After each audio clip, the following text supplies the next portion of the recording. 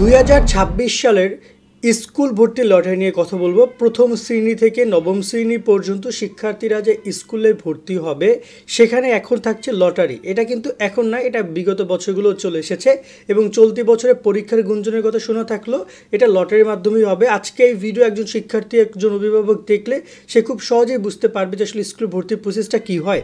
আমরা নর্মালি দেখতে পাচ্ছি যে গত বছরও তারা ভর্তি লটারির মাধ্যমে দিয়েছিল এবং এবছরও ভর্তি লটারির মাধ্যমে হবে বলে তারা নিশ্চিত করেছে, যেখানে প্রথম শ্রেণী থেকে নবম শ্রেণী পর্যন্ত শিক্ষার্থীদের এই লটারি সিস্টেমটি থাকছে সরকারি বেসরকারি স্কুলে, যেটার নাম দেওয়া হয়েছে ডিজিটাল ভর্তির লটারি।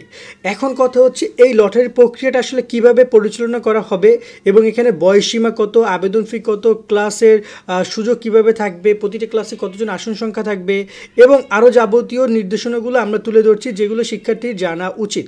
নর্মালি আমরা দেখতে পাচ্ছি যে ভর্তি যে লটারি সেটা সম্পূর্ণ অনলাইন কেন্দ্রিক এবং টাকাটা পরিশোধ করতে হবে টেলিটকের মাধ্যমে। এক্ষেত্রে শিক্ষার্থীরা অভিভাবকরা নিজেরা এটা আবেদন করতে পারবে।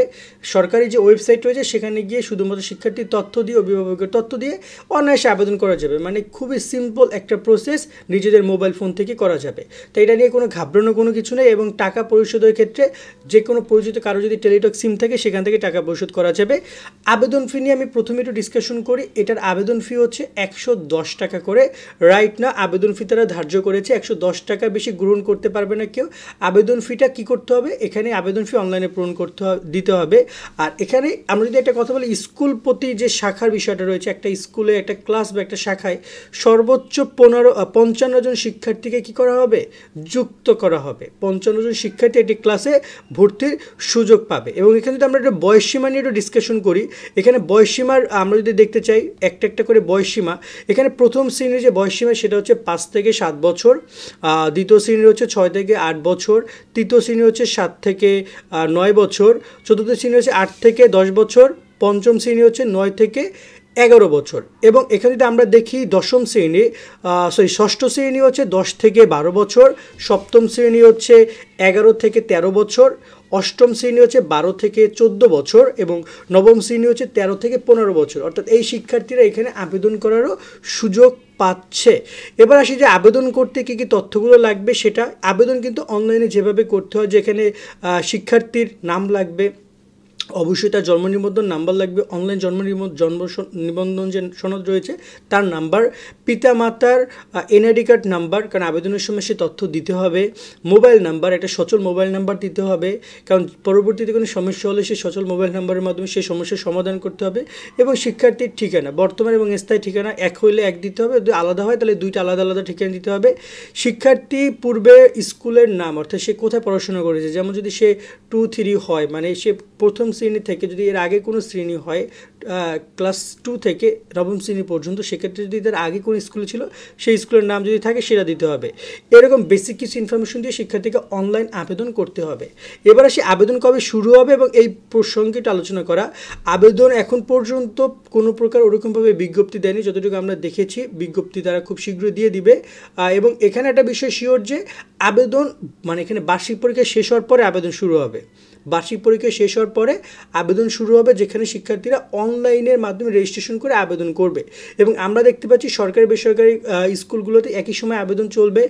গত বছর আবেদন শুরু হয়েছিল 12-11 তারিখে। অর্থাৎ এবার আসি আবেদন কবে শুরু হবে এই প্রসঙ্গ নিয়ে কথা বলতে। আমরা গত বছরের আবেদনের সময়সীমা যদি এখানে দেখতে পাই যে গত বছর অনলাইন যে আবেদন সে আবেদন শুরু হয়েছিল গত নভেম্বর মাসের 12 তারিখে।